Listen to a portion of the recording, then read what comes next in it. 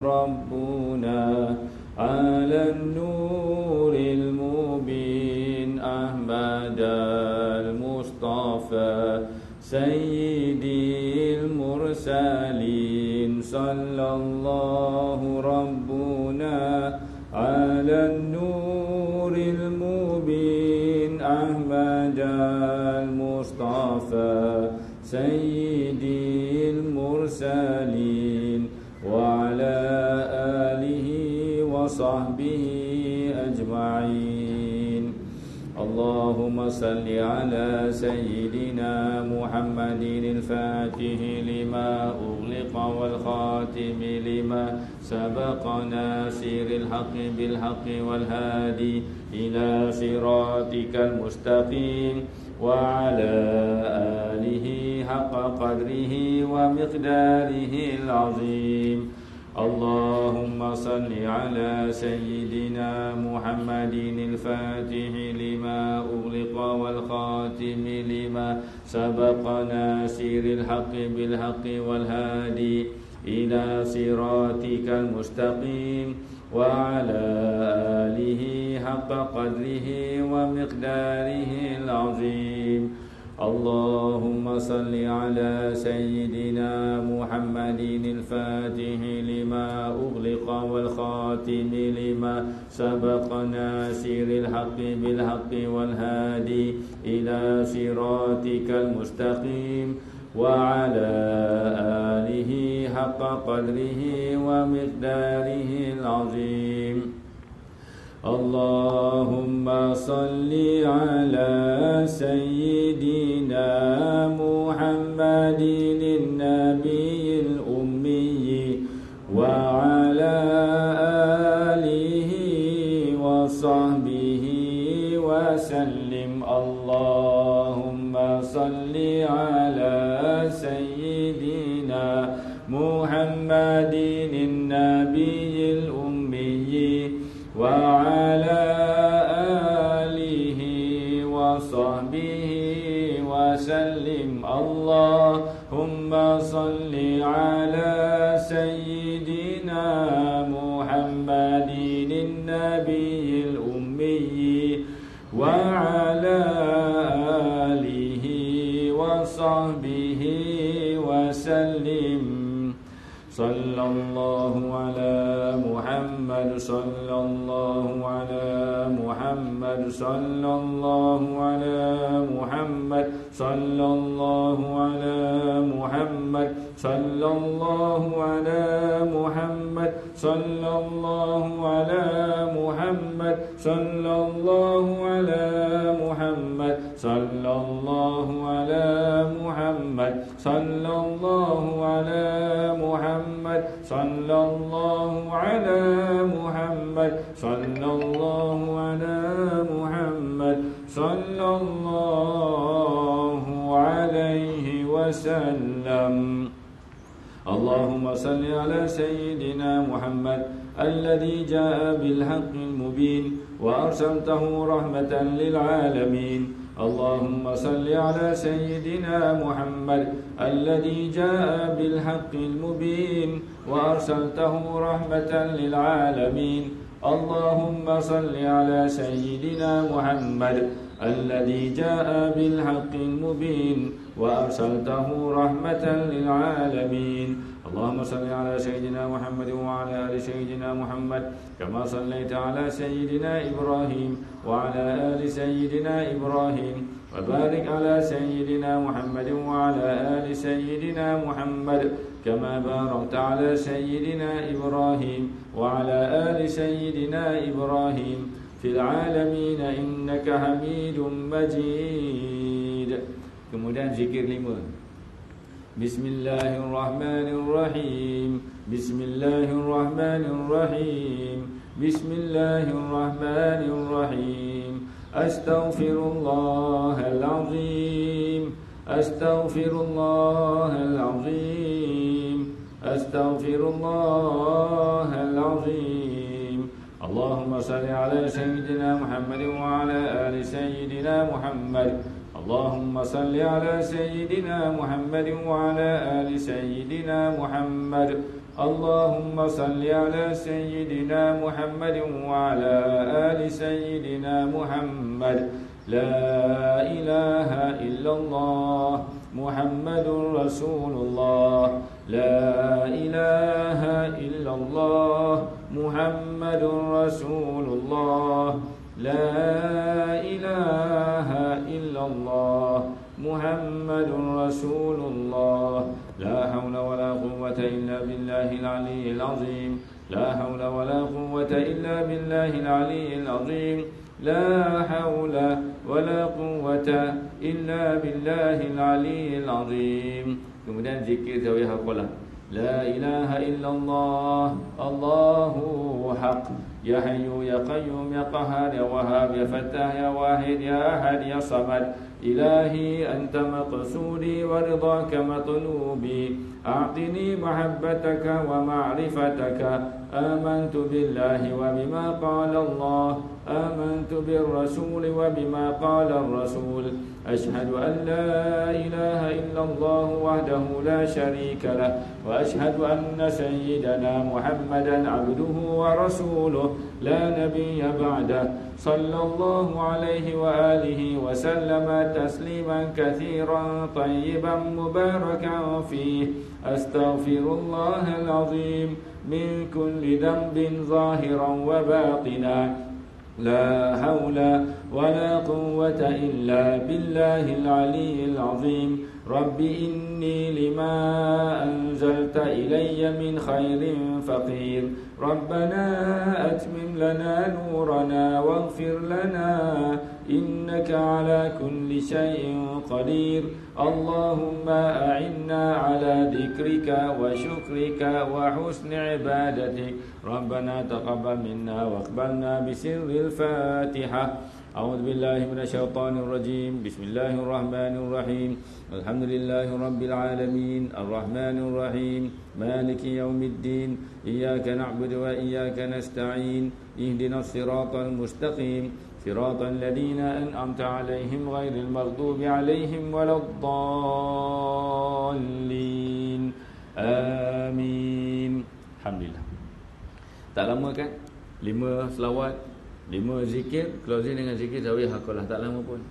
Dan Ustaz ulang berkali-kali, ini adalah untuk apa dia? Persediaan rohani. Persediaan rohani untuk kita belajar, untuk kita beramal, untuk kita berzikir, untuk kita buat apa saja. Mesti ada preparation kerohanian. Macam tu. Kenapa kena prepare rohani? Kerana perjalanan untuk merasai kedekatan dengan Allah itu adalah pada kerohanian, bukan pada keakalan. Kalau pada keakalan, dia akan jadi khayal dan maknanya falsafah, begitulah kalau keakalan. Tapi perkara tasawuf ni adalah kerohanian. Begitu. Jadi sebab itulah rohani itu yang menjadi maknanya fokus utama dalam kita mewacanakan pelajaran tasawuf. Okey, baik. Adapun yang kita baca ini adalah kitab Bidayatul Hidayah. Mana permulaan jalan. Jalan petunjuk. Bidayatul Hidayah, permulaan petunjuk. Jadi kitab Bidayatul Hidayah ini dia akan menerangkan kepada kita tentang bagaimana adab-adab yang diajarkan oleh baginda Nabi SAW seawal bangun tidur sampai tidur balik. Supaya kita dah terbiasa dengan adab-adab itu. Tapi harus difahami, fokusnya bukan perlakuan. Fokusnya bukan perlakuan. Kalau fokusnya perlakuan, itu fiqh. Okey, tapi fokusnya apa dia? Adalah perasaan, kedekatan dengan Ar-Rahman. Itu baru tasawuf. Tapi nak dekat, merasai dekat dengan Allah tanpa meniru apa yang baginda Nabi SAW pedomankan kepada kita, tercapai tak capai? Tak tercapai. Merasai kedekatan dengan Allah mesti dengan meniru apa saja pedoman yang baginda Nabi SAW tinggalkan kepada kita. Dan dalam banyak-banyak pedoman itu, sama ada nak ataupun tidak, kita semua mesti akan bangun tidur. Kita semua mesti akan tidur balik. Kita semua mesti akan makan. Lepas makan, kita semua mesti akan pergi ke tandas. Dan kita semua mesti akan melakukan perkara yang mesti kita lakukan. Maka itulah semua perkara itu kita lakukan dengan menjadikan baginda Nabi SAW sebagai pedoman. Maka akhirnya bangkit rasa takzim kepada baginda Nabi SAW. akan lebih bertambah mendalam rasa kecintaan kepada Nabi Muhammad SAW. Itu tasawuf. Itu tasawuf. Kalau hanya baca kitab ini dan melakukan manual-manual petunjuk-petunjuk adab, walaupun kita ambil dari Nabi SAW, ya betul, tapi fokus kita adalah pada perlakuan, itu bukan tasawuf. Sebab kalau perlakuan itu automatik pergi kepada fiqh. Ni kita sekarang sedang baca apa ni? Pelajaran apa kita sekarang ni? Talaki kita, talaki tasawuf. Maka macam mana perlakuan mencontohi Nabi SAW itu dibincangkan dalam konteks tasawuf? Itulah meningkatkan ta'zim dan mahabbah. Itu tulis. Meningkatkan ta'zim dan memperdalamkan mahabbah. Yang dalam Facebook pun boleh tulis meningkatkan ta'zim dan memperdalamkan mahabbah kepada Rasulullah sallallahu alaihi wasallam. Itu tasawuf. Jadi jalan yang tulis dulu. Yang type dulu. Okey. Meningkatkan ta'zim dan memperdalamkan mahabbah kepada Rasulullah sallallahu alaihi wasallam. Itu tasawuf. Okey. Jadi jalan yang paling awal untuk meningkatkan ta'zim dan memperdalamkan mahabbah itu adalah dengan meniru apa saja yang dari Nabi sallallahu alaihi wasallam. Dalam banyak-banyak perkara yang kita perlu tiru, kita tiru benda-benda yang memang kita tak boleh lari daripadanya. Yang saya cakap tadi, makan, tidur, makan dan apa? Makan, tidur. Bangun, tidur balik, okey, makan, kemudian dan seterusnya lah. Itu yang kita akan baca sekarang ni. Nampak ya? Jadi serentak dengan itu maknanya kita beramal. Serentak dengan beramal kita berperasaan. Begitu. Dan serentak dengan itu juga kita menambah keyakinan. Perihalan yakin apa yang Nabi SAW tinggalkan itu yang terbaik, itu akidah. Okey, perihalan melakukan apa yang Nabi beri pedoman SAW itu fiqh. Perihalan menambahkan ta'zim dan meningkatkan ta'zim dan memperdalamkan mahabbah, itulah tasawuf. Jadi pada masa yang sama kita beramal, pada masa itu juga kita bertambah keyakinan, dan pada masa yang sama juga bertambah ta'zim dan mahabbah tadi tu. Okey, cuma fokus kita lebih kepada apa dia? Mahabbah dan ta'zim tadi. Jelas kat situ Ramai orang yang menganggap tasawuf ni adalah banyak beramal dengan amal-amal soleh. Perlakuan banyak beramal itu fiqh, tapi di atas jiwa yang bagaimana amal itu dilakukan, itu di atas jiwa yang bagaimana. Lantaran itu, kalau kita tak awali dengan 5 selawat, dengan 5 zikir dan closing dengan doa ataupun zikir sabihaqqallah, rohani kita kat mana? Ramai orang yang mewacanakan tasawuf, tapi sebenarnya dia hanya apa dia? Hanya berfiqh dan berakidah. Tasawufnya tak ke mana pun. Sebab apa? Sebab dia tidak menyediakan rohaninya dalam pelajaran tasawuf. Itu perkaranya. Habis. Dah, jom kita baca. Sekarang perkara pertama, yang nak ke tak nak ke mesti kita buat. Mesti kita bangun tidur. Kalau tak bangun tidur, mati dah. Jom kita baca. Qala muallif rahimahullah ta'ala wa nafa'na bi ulumihi fi daraini Allahumma amin. Adab-adab bangun dari tidur. Hendaklah engkau berusaha supaya dapat bangun dari tidur sebelum terbit fajar. Garis kat situ, sebelum terbit fajar. Itu usaha dia. Kalau bangun lepas terbit fajar tu biasa. Mujahadahnya apa dia? Sebelum terbit fajar. Okey, dan lepas bangun sebelum terbit fajar tu, jangan bangun saja. Bangunnya paling-paling pun cubalah wuduk dan 2 rakaat seperti biasa. Okey, seperti biasa, macam biasa je. Okey, kalau tak biasa-biasakan. Okey, begitu. Dan kalau malas sangat pun malas sangat, kalau terjaga sebelum fajar tu malas sangat pun, okey, maknanya paling-paling istighfar, ya astaghfirullahalazim, ya Allah, nak solat ni tapi malas, ya Allah, nak tidur. Habis. Itu bukan gurauan. Sekurang-kurangnya kita sedar. Kita sedar bahawa Allah patutnya dalam perancangan keakalan usaha diri, okey, nak bersolat, tapi sebenarnya memang tak larat, tak nak terbangun. Maka kita ngadu pada Allah. Kenapa perlu begitu? Sehingga apabila nanti sampai masa bila kita bangun bersolat malam itu, bukan lagi kita rasakan dengan betul-betul hanya semata-mata kehendak diri kita, tapi kita rasa berserta dengan apa dia? Berserta dengan iradah Allah itu. Yang disebut sebagai berserta dengan taufik dari Allah. Maknanya bertemu di antara mujahadah kita untuk bangun malam dengan kesepakatan, dengan keizinan Allah untuk kita bangun malam. Akhirnya kita bukan berasa lega dengan diri kita bangun malam, tapi kita berasa lega dengan Allah yang telah memberi taufik kepada kita untuk bangun malam. Beza ke sama? Berasa lega dengan amalan bangun malam akan membuatkan kita rasa mulia dan rasa berpahala sangat. Yang paling terpahala. Nampak?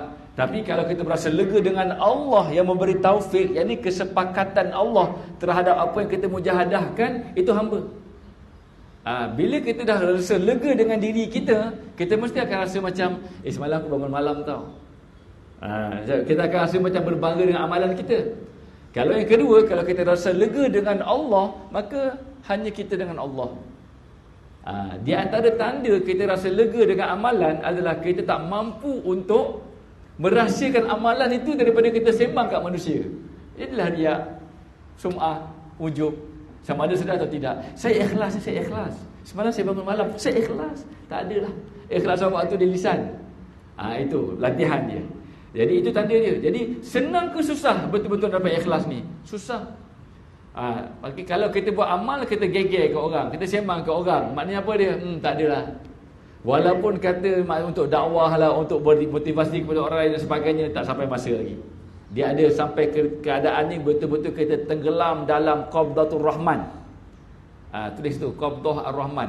Kalau kita merasai benar-benar tenggelam dalam Qabdatur Rahman, Qabdah genggaman, Ar-Rahman kasih Allah, sehingga kita tak nampak lagi apa-apa saja yang dari kita. Kita berada dalam dimensi inna lillahi wa inna ilaihi rajiun. Kita dari Allah dan kita akan kembali kepada Allah. Tak nampak lagi di mana diri kita pada penghayatan perasaan.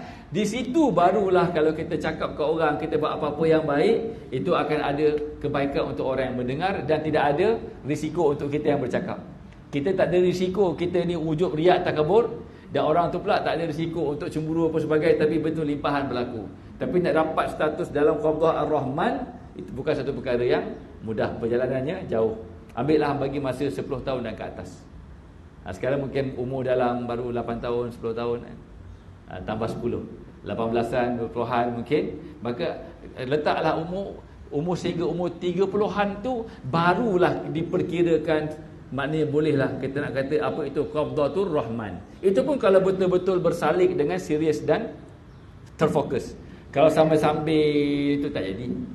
Macam tu. Kemudian sampai umur 30-an tahun itu konsisten lagi dengan barakah daripada istiqamah itu, maka sampai umur 40-an tahun baru faham, oh ini rupanya kehambaan. Ambillah peluang sampai umur 40 tahun. Di situ baru kematangan rohani. Umur 20 tahun ni masih lagi nak main-main dengan ilmu, inverted comma ya, nak belajar tahu apa sebagainya. Nak melazati itu belum lagi. Itu benarnya. Ustaz layak untuk cakap sebab ustaz melalui semua proses. Letaklah sampai umur 30-an untuk betul-betul rasa di awalan dalam Qabdah Ar-Rahman. Kemudian lagi 10 tahun lagi baru kita berasa lega dalam dakapan kasih Allah tu, lega. Kemudian barulah umur 40 tahun baru nak mengajar ke, nak menyampaikan amanat ke, motivasi ke, apa ke, bagai influencer ke, motivator ke, coach ke, apa, ikutmu lah 40-an. Kalau tidak, maknanya jual air liur cari makan lah. Itu tak apalah, cari makan memang kita kena usaha cari makan pun. Tapi kalau sembang bab rohani, tak ada apa. Itulah maknanya banyak dalam bimbingan para mursyid 40 tahun itu fokus dia. Macam tu habis. Okey. Dan hendaklah zikrullah yang mendahului segala sesuatu, baik di hatimu atau di lidahmu, dan bacalah doa ketika itu. Apa-apa pun boleh terjaga zikrullah. Paling ringkas zikrullah apa dia? Alhamdulillah, bismillah ataupun Allah. Itu paling ringkaslah. Okey, cuma doa yang dianjurkan oleh Imam Al-Ghazali rahimahullah yang kita baca bersama-sama. Bismillahirrahmanirrahim. Alhamdulillahilladzi ahyana ba'dama amatana wa ilaihin nusyur. Asbahna wa asbahal mulku lillah wal azamatu wal sultanu lillah wal izzatu wal qudratu lillahi rabbil alamin. Asbahna ala fitratil Islam wa ala kalimatil ikhlas wa ala dini nabiyyina Muhammadin sallallahu alaihi wasallam wa ala millati abina Ibrahim hanifan muslima wa ma kana minal musyrikin. Allahumma inna nas'aluka an tab'athana fi hadzal yaumi ila kulli khair wa na'udzu bika an najtariha fihi su'an aw najurrahu ila muslimin. Allahumma bika asbahna wa bika amsayna wa bika nahya wa bika namut wa ilaikan nusyur. Nas'aluka khaira hadzal yaumi wa khaira ma fihi wa na'udzu bika min syarri hadzal yaumi wa syarri ma fihi. Apa dah? Baca sekali apa dah? Tak apa dah kan? Jadi Kalau fikir kepada mesti hafal doa ini, baru betul-betul kita bertasawuf, menghafal dan membaca doa itu. Tasawuf ke fiqh ke akidah? Masih fiqh. Jadi jangan kita gusar, sebab ini bukan hal kefiqahan, ini hal kerohanian. Yang penting kita faham apa maksud doa ini. Jom kita baca.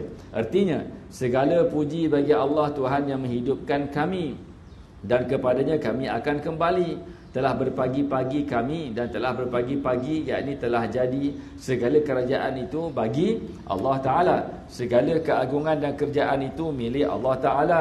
Segala kemegahan dan segala kekuasaan hanya bagi Allah Ta'ala, Tuhan sekalian alam. Telah berpagi-pagi kami atas keadaan fitrah Islam dan kalimat ikhlas, dan di atas agama Nabi Muhammad sallallahu alaihi wasallam, dan atas millah Nabi Ibrahim alaihi salam, yang selalu dalam keadaan cenderung kepada Islam dan membenci agama yang lain. Dan bukanlah Nabi Ibrahim itu seorang yang musyrik. Ya Allah, kami meminta kepadamu supaya engkau bangunkan kami pada hari ini untuk dapat melakukan segala kebaikan, dan kami berlindung denganmu daripada melakukan apa-apa kejahatan atau menyebabkannya kepada orang Islam yang lain. Ya Allah, denganmu kami berpagi-pagi, dan denganmu kami berpetang-petang, dan denganmu kami hidup, dan denganmu kami mati, dan kepadamu kami akan dikembalikan. Kami memohon kepadamu akan kebaikan hari ini dan segala kebaikan yang ada di dalamnya. Kami berlindung denganmu daripada kejahatan hari ini dan segala kejahatan yang ada di dalamnya. Dan apa, itu maksud dia. Kita baca habiskan lagi sikit. Dan apabila engkau memakai pakaianmu, maka hendaklah engkau niatkan dengannya menjunjung perintah Allah Ta'ala pada menutup auratmu, dan janganlah engkau berniat dengan berpakaian itu menunjuk-nunjuk kepada makhluk. Kalau begitu engkau akan mendapat kerugian. Jadi ini Ustaz refleksi daripada pengalaman Ustaz sendiri. Kita nak taqarrub ila Allah, maka kita nak amal pelbagai-bagai. Beri depan sikit lah, sampai taklah ngintai-ngintai macam tu. Ustaz pun tak sisi, dia nampak macam tu, ngintai kan, beri depan sikit biar pandang straight begitu je. Okay, habis. Okay, Allahumma salli ala sayyidina Muhammad. Jadi kita nak takarrub, jadi kita nak kena hafal doa itu, hafal doa ini. Okey, nak jadi hafalan pun kurang. Jadi kalau dah tak hafal doa, rasa macam tak beramal. Nampak tak di peringkat awal tu. Jadi macam akhirnya agak-agak ustaz teguh jiwa ke ataupun putus asa? Memang putus asa, susah lah nak pergi. Betul, kadang-kadang dah terbangun nak doa tak capai doa pula. Sebab tu pakai air mata lagi, ambil air mata lagi pula nak baca, buka lampu pula, kawan dah tidur sebelah, buka lampu kacau dia pula. Kali susah sangat lah. Lain kali tak buat apa satu. Jadi sedangkan semakin lama, maknanya kita perlu untuk lebih mudah nak faham apa inti daripada tasawuf itu. Ingat, inti dari tasawuf itu bukan beramal, tapi jangan meninggalkan amal. Tapi amal tu bukan intinya. Amal tu adalah apa dia? Amal tu adalah kenderaan untuk membawa kejiwaan yang Ustaz sebutkan awal tadi. Jadi yang penting, kalau kita lebih baik kita hafal doa ni. Ustaz pun tak hafal kebenakannya. Tetapi kalau tak mampu untuk hafal, kita faham apa maksud doa ini. Maksudnya doa ni ada unsur penyerahan. Okey, kemudian ada unsur mengharapkan kebaikan hari ini untuk diri dan orang lain. Kemudian ada unsur apa lagi? Ada unsur maknanya dari sudut Islam sebagai fitrah dan ikhlas sebagai yang mendasari seluruh gerak kerja kehidupan dan seterusnya. Yang tu dah baca terjemahannya ini. Jadi yang penting bila kita bangun itu, walaupun dengan hanya kalimah Bismillahirrahmanirrahim ataupun Allah ataupun Allahu Akbar ataupun Alhamdulillah, kita hadirkan rasa apa yang diertikan oleh doa ini dah tercapai dah. Tapi ini kaedah yang diskaun tau. Kaedah yang telah didiskaunkan.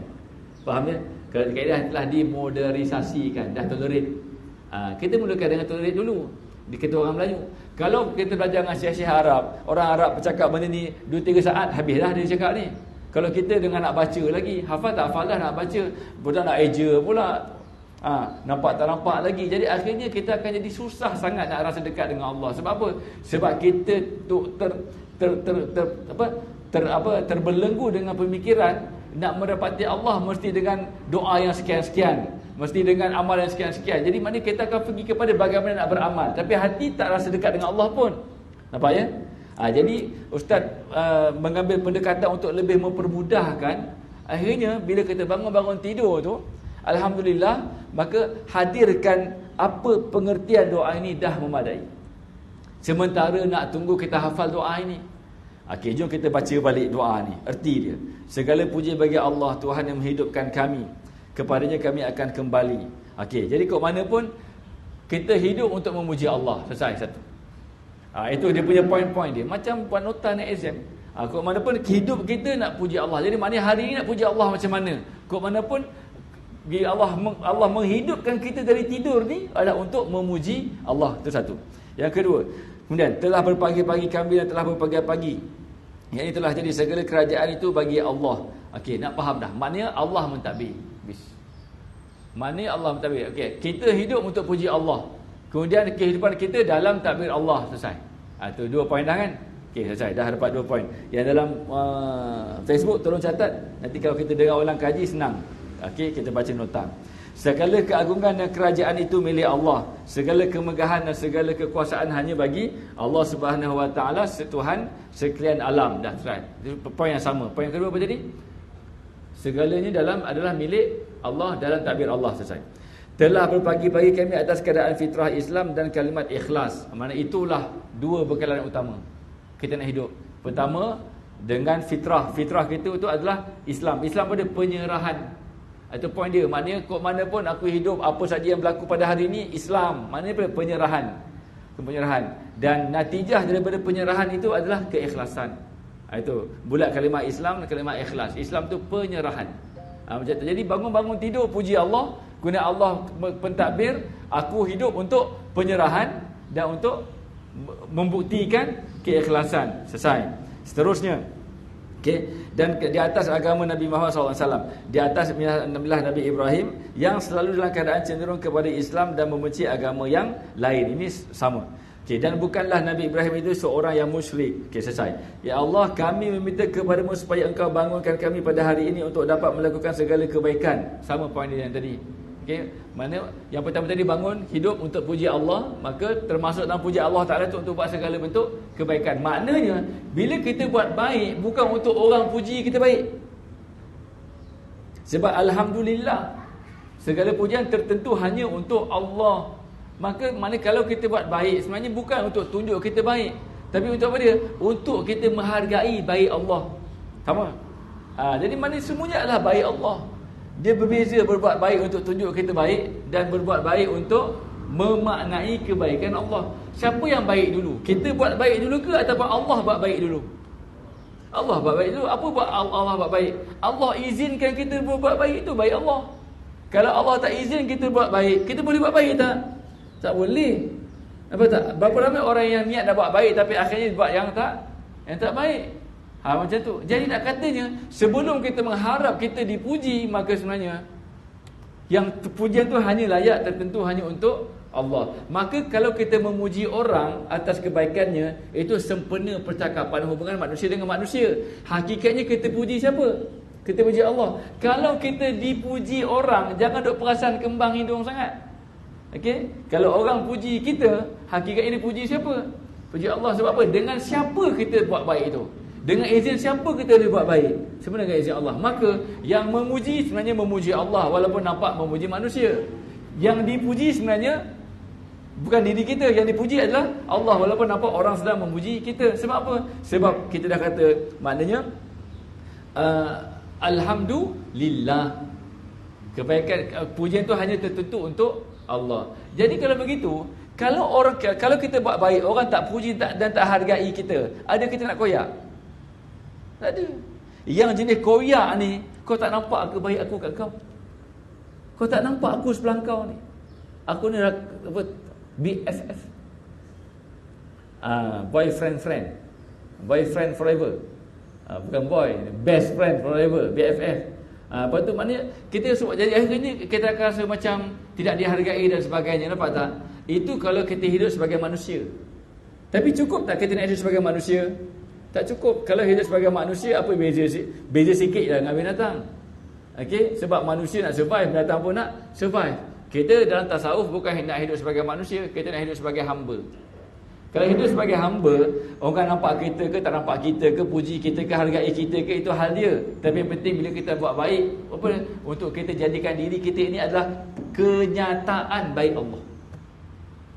Dan kita bersyukur di atas Allah memilih kita untuk buat baik. Sebab apa? Allah pilih kita untuk menjadi kenyataan kebaikannya.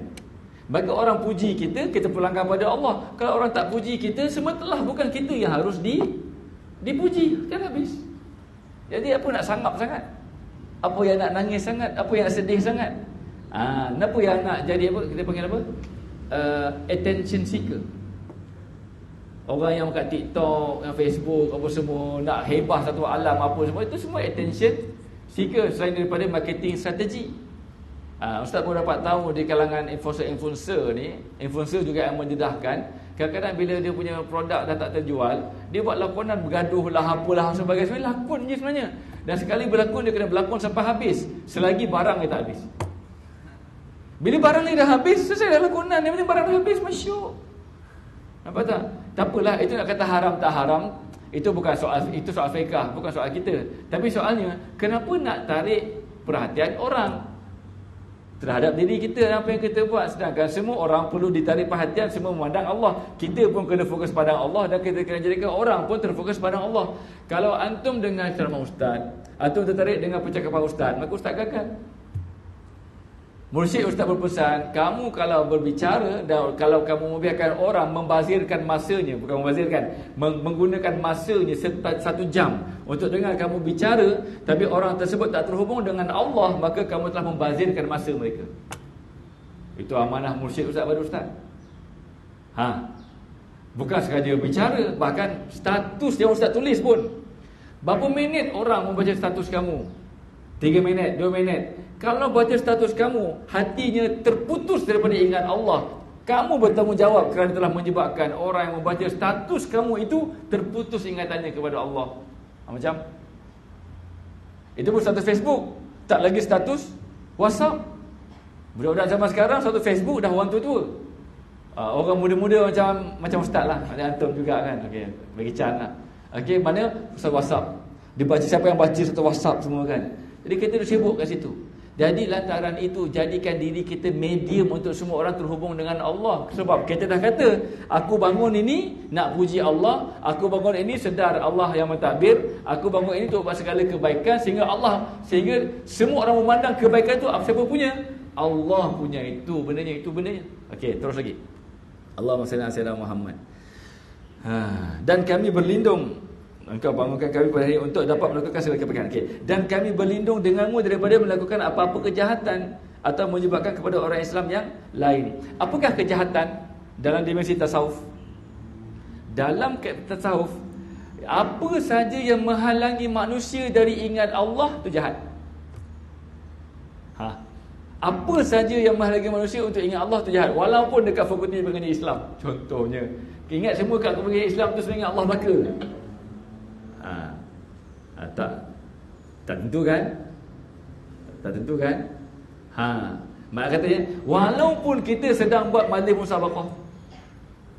Musabaqah tu musabaqah baca Quran. Ada tak orang baca Quran tapi lupa Allah? Ada ke tak ada? Jawapannya ada. Baca Quran fokus kepada suara dan tajwid. Betul kena ada suara dan tajwid, betul makhraj hujung dan sebagainya, tapi fokus kat situ sampai lupa ke Allah, sibuk ke situ. Tapi jangan tinggalkan tajwid. Ini kalau nak sembang tasawuf betul. Ini kena antum kena objektif ya. Sekarang ni kita fokus tasawuf. Tasawuf tu apa dia? Apa saja yang menghubungkan kita dengan Allah tu tasawuf. Dan Allah Ta'ala terhubung dengan kerohanian, bukan dengan keakalan. Tapi mesti ada akal, mesti ada perbuatan. Kalau tidak, yang kita kata terhubung dengan rohani itu palsu. Untuk yang terhubung rohani itu hak, benar, maka kena ada keakalan, keilmuan, dan kena ada perbuatan, pembuktian. Itu awalannya. Dan natijah akhirnya adalah merasai kedekatan pada kerohanian. Begitu. Orang baca Quran buat masuk musabaqah. Sehingga dia tidak berwuduk. Sebab apa? Sebab kalau berwuduk nanti lambat, tak teringat berwuduk. Yang penting dia nak standby untuk dia baca. Ini contoh yang tak berlaku. Ustaz bukan nak jangan Ustaz cakap siapa ni. Ini tasawuf bukan nak sembang pasal orang. Tasawuf nak sembang pasal diri, itu tulis. Tasawuf pertama sekali ni kena ingat sampai bila-bila. Kalau dalam wacana tasawuf je, tasawuf bukan nak sembang pasal orang, tasawuf sembang pasal diri kita. Tapi dalam kuliah dan wacana dan huraian, kita datangkan contoh. Memang contoh yang terkaitan dengan orang yang pelbagai. Tapi jangan pergi kepada mana-mana orang yang tertentu. Terus reflect pada diri kita. Itu saja tasawuf. Okay, dia dalam majlis musabaqah Al-Quran, tapi dia fokus kepada nak menang. Dia fokus kepada menjaga suara. Dia tak rasa sedar bahawa suaranya ni juga adalah anugerah Allah. Terputus daripada kesedaran rohani. Suara ni Allah yang izinkan. Maka akhirnya benda tu kebaikan ke keburukan untuk dia? Keburukan. Sebab apa? Sebab tak terhalang dirinya dengan Allah. Ataupun dalam doa ni kejahatan. Ibarat yang macam tu lah. Okay. Macam complicated ke tak? Simple je kan?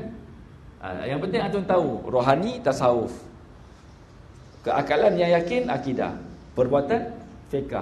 Jadi kuliah kita kuliah tasawuf. Nak tasawuf ini bincang dia. Kalau nak baca buku mungkin tak dapat penghuraian macam ni. Kalau ada penghuraian macam ni ditulis, antum baca agak-agak faham tak?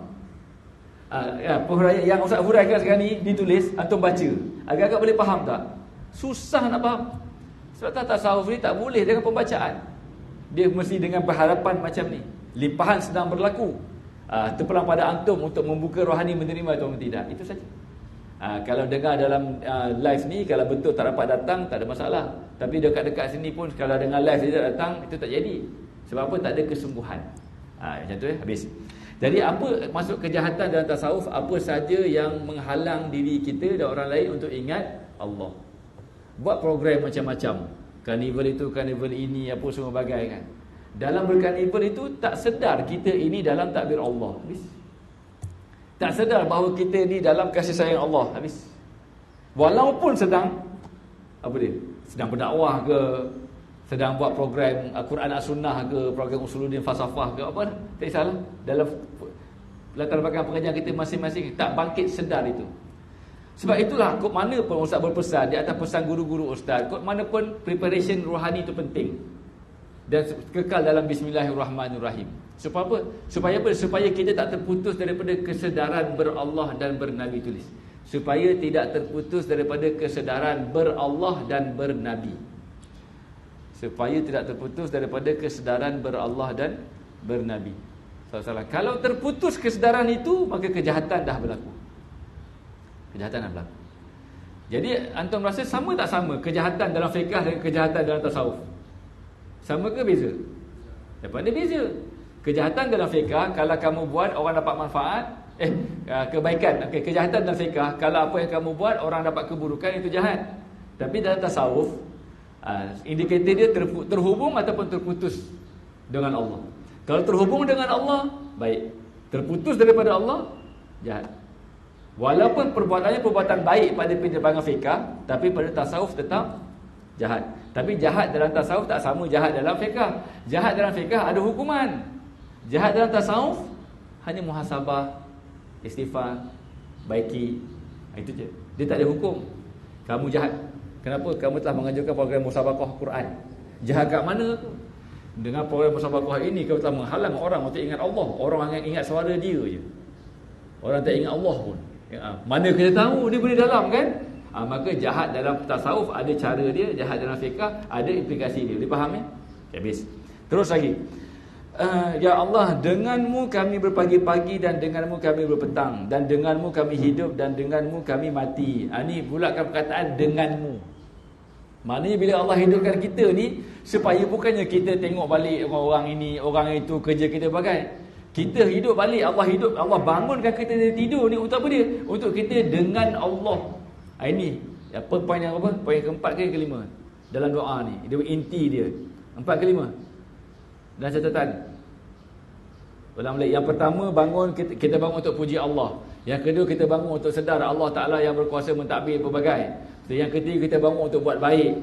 Okey, dan kita yang termasuk dengan buat baik itu untuk Allah yang dipuji, bukan untuk kita yang mendapat pujian. Termasuk dalam buat baik itu menghalang kejahatan. Nah, dan susah huraikan agak panjang tadi, apakah kejahatan dalam perspektif tasawuf? Apa saja yang menghalangi manusia dengan Allah? Mudah-mudahan kita tak begitu ya. Neraka tak begitu. Okey, itu masih ketiga. Maka yang keempat apa dia? Supaya kita sentiasa dengan Allah. Ya Allah, aku bangun nak dengan kau. Kau mana pun. Walaupun bangun-bangun nampak isteri sebelah. Nampak kadang-kadang tidur dengan anak sebelah. Kadang-kadang bangun-bangun nampak kawan kat sebelah, kat satu dom, satu katil. Bukan satu katil, jangan satu bilik. Zaman sekarang satu katil bahaya. Zaman Ustaz satu katil biasa je, tak apa pun. Dekat Mesir pun sejuk kan, tak cukup selimut, semua masuk satu selimut, gulung-gulung satu selimut. Tak ada apa-apa yang tidak baik berlaku. Tapi zaman sekarang jangan, tohmah tu berlaku macam-macam.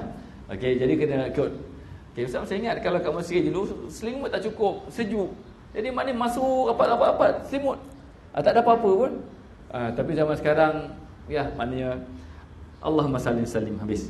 Okey ya. Jadi yang ke mana pun apa saya kita bangun-bangun untuk dengan Allah. Walaupun kita akan bertemu dengan pujian, ke mana pun dengan Allah kita menerima pujian. Kita mendapat rezeki nikmat, dengan Allah kita dapat rezeki nikmat. Tiba-tiba kita sakit, kita diuji dengan kegagalan, dengan kesedihan sebagainya. Itu kemanusiaan kita. Tapi kehambaan kita tetap dengan Allah.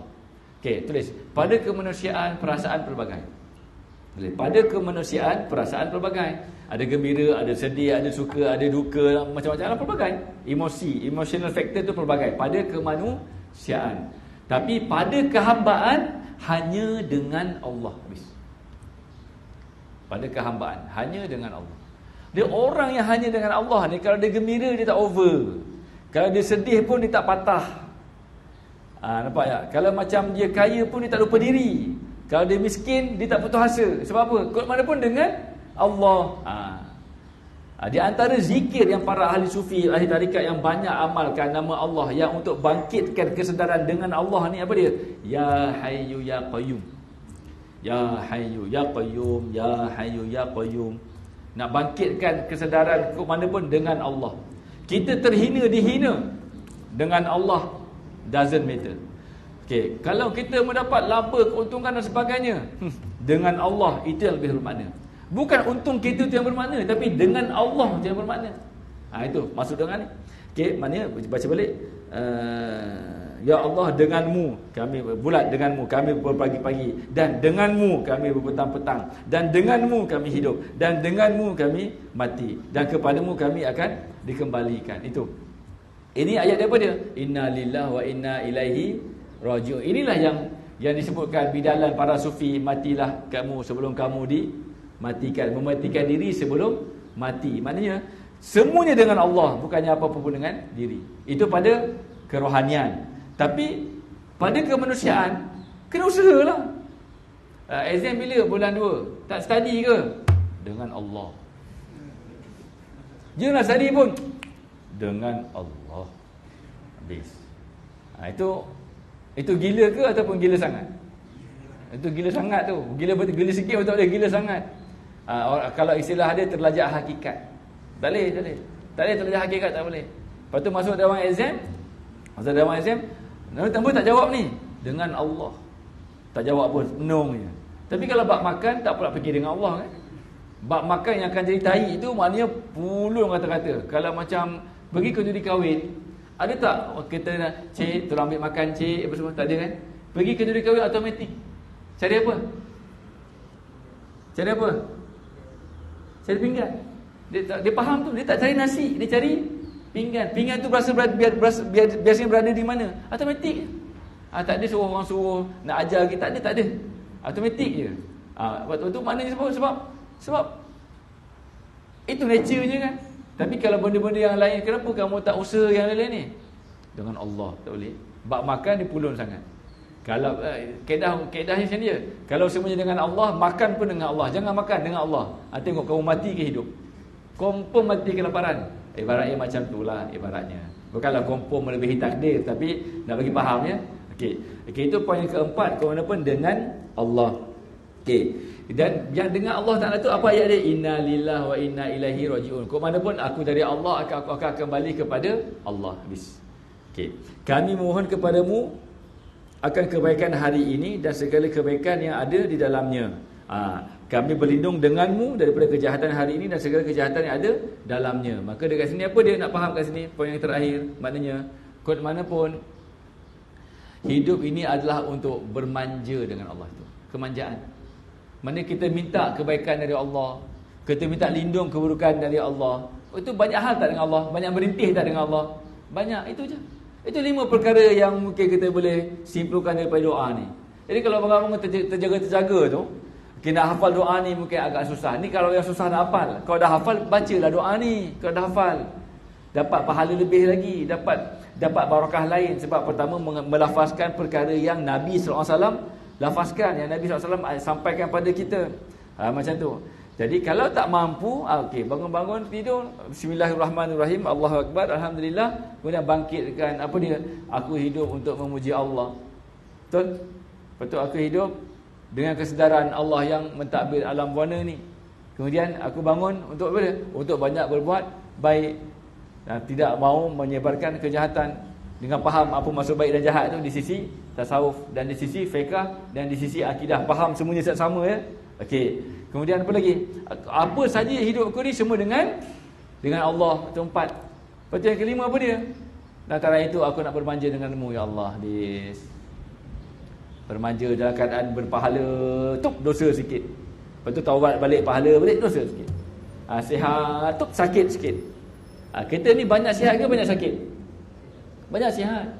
Sampai kita lupa sakit. Hukum asal kita sakit ke sihat? Hukum asal ni sihat. Kadang-kadang sakit. Hukum asal gembira ke sedih? Gembira. Kadang-kadang sedih.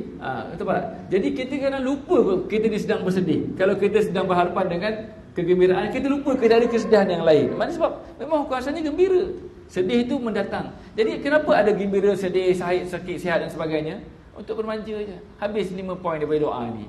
Kalau faham kat situ, bangun, ambil wuduk pelan-pelan. Okay, kalau nak tambah lagi, kaedah-kaedah yang diajarkan oleh para alim ulama kita, para ahli sufi, para habaib. Okey, maknanya buka tingkap, tengok langit dulu.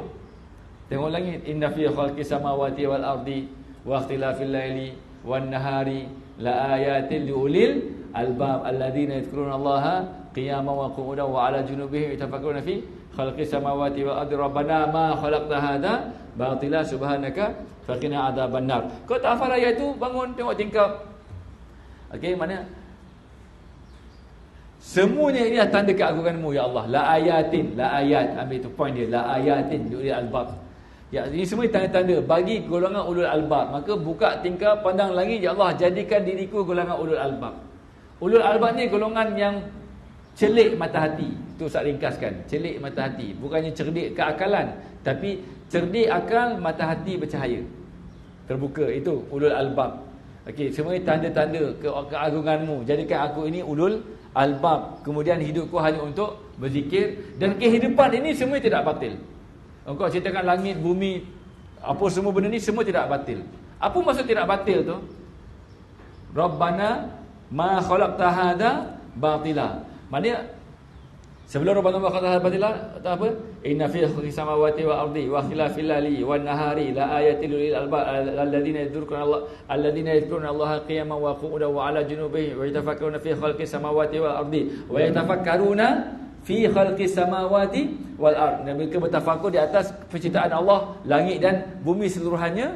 Kemudian Rabbana ma khalaqta hadza batila, Tuhan kami, engkau tidak menciptakan ini dengan batil ataupun dengan sia-sia. Apa maksud dengan sia-sia tu? Maksudnya Allah tak menjadikan langit dan bumi ini untuk kita terlupa dia. Macam mana pula tiba-tiba kita lupa Allah dengan dunia ni? Sedangkan Rabbana ma khalaqta hadza batila, ya Tuhan kami, engkau tidak menciptakan semua ini batila. Batila itu kalau terjemahannya sia-sia. Apa maksud sia-sia? Tak ingat Allah. Sebab apa? Sebab segala alam warna ini mengandungi apa dia? Perkenalan terhadap asma dan sifat Allah. Tu tulis. Segala alam warna ini mengandungi perkenalan terhadap asma dan sifat Allah. Itu maksud tak sia-sia. Segala alam warna ini mengandungi apa dia? Perkenalan asma dan sifat Allah. Macam tu. Tapi kalau kita pandang alam warna ni, pandang pokok, pandang rumput, pandang dahan, pandang angin, langit dan sebagainya ni, pandang tak teringat kepada Allah, maka sia-sia tak? Bukan alam warna tu yang sia-sia, kita yang mensia-siakan nikmat dari Allah Ta'ala. Boleh faham tak ni? Kita yang mensia-siakan. Jadi apakah kenikmatan yang paling besar yang Allah berikan pada kita? Bahawa pada alam buana ini perkenalan kita untuk mengenali asma' dan sifat Allah. Tiba-tiba kita pada alam buana ni lupa kita kepada Allah. Maka jadi sia-sia ke alam ni. Alam tu tetap tidak sia-sia. Tapi kitalah yang mensia-siakan. Faham tak? Mensia-siakan alam buana yang Allah ciptakan. La ayatin liulil albab. Bahawa alam buana ni ada tanda-tanda asma'ul husna. Tanda-tanda keagungan dan keindahan nama-nama Allah yang terpuji, yang termulia. Begitu. Jadi bila kita bangun, buka tingkap, pandang langit, itulah kita hadirkan. Ya Allah, semuanya tanda kekuasaan-Mu, jadikan aku golongan ulul albab. Aku bertafakur, memandang apa di sebalik alam ini. Di sebalik alam ini adalah semuanya nyata, nama-nama-Mu dan keagungan-Mu. Kemudian aku angkat tangan, Rabbana ma khalaqta hadza batila. Ya Allah, benar Engkau tak jadikan semua ni sia-sia. Sebab apa? Nyata setiap asma Allah. Itu nyata.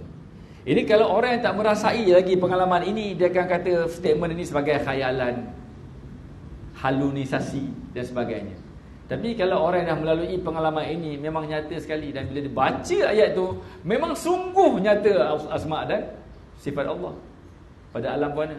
Maka tasawuf adalah sehingga kita terbuka pandangan mata hati memandang asma' dan sifat Allah pada alam buana yang Allah jadikan. Itu ayat ni bangun.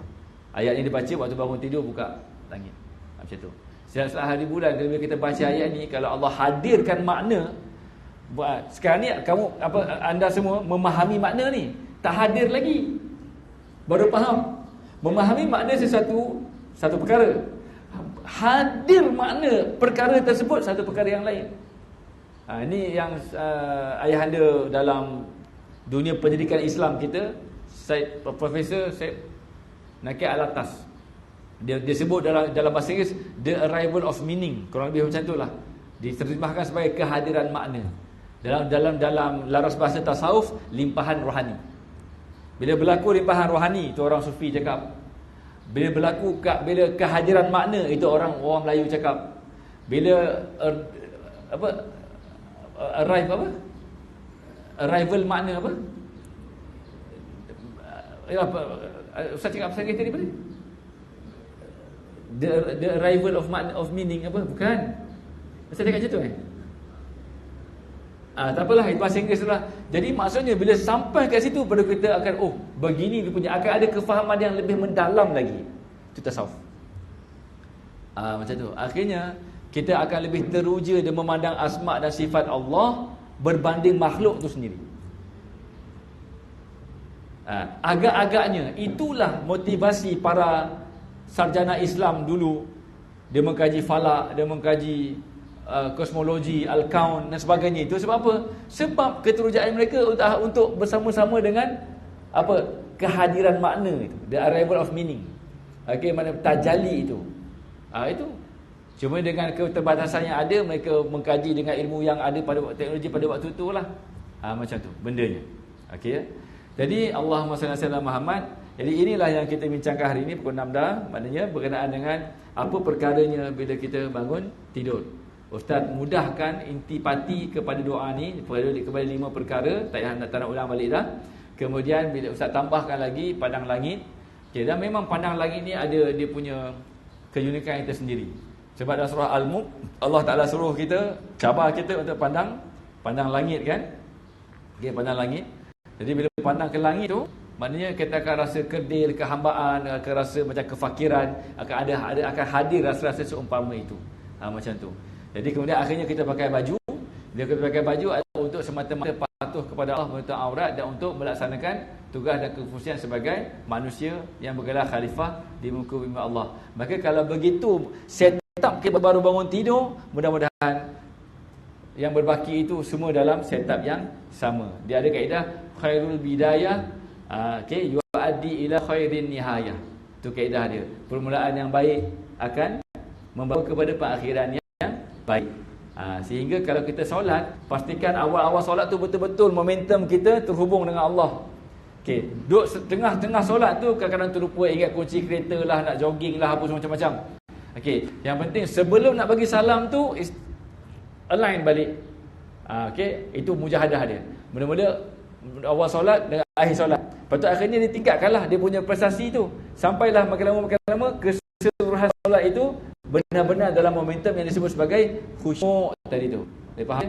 Okey, mudah-mudahan Allah Taala memberkati kita petang ini dan memberikan makna terhadap apa yang kita bincangkan pada petang ini dengan apa yang Allah berikan kepada Imam Al-Ghazali rahimahullah. Mudah-mudahan Allah Taala juga berikannya kepada kita. Bismillahirrahmanirrahim. A'udzubillahi minasyaitonirrajim. Bismillahirrahmanirrahim. Alhamdulillahirabbil alamin arrahmanir rahim maliki yaumiddin.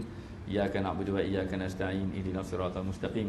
Siratal ladzina an'amta 'alaihim ghairil maghdubi 'alaihim waladdallin. Amin. Aqulu qali hadza astaghfirullahal azim li wa lakum. Wassalamualaikum warahmatullahi wabarakatuh. Kita tangguhkan dengan tasbih kafarah dan suratul asr. Subhanakallahumma wa bihamdika asyhadu an la ilaha illa anta astaghfiruka wa atubu ilaik. Bismillahirrahmanirrahim. Wal asri innal insana lafi khusr illa alladhina amanu wa 'amilus solihati wa tawassaw bil haqqi wa tawassaw bis sabr. Walhamdulillahirabbil alamin. Assalamualaikum warahmatullahi wabarakatuh.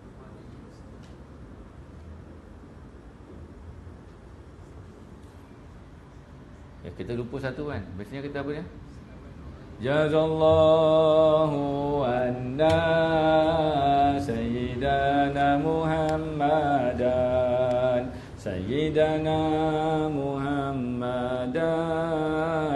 ma huwa ahluhu. Jazallahu anna sayyidana Muhammadan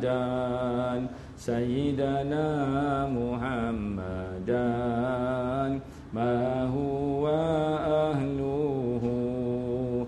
Jazallahu anna sayyidana Muhammadan ma huwa ahluhu.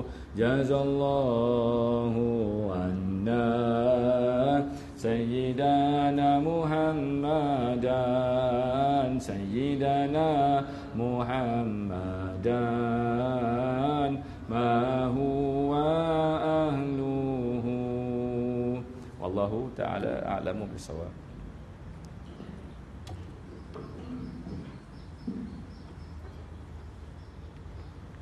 Jadi sebenarnya bila Ustaz hurai macam ni, kalau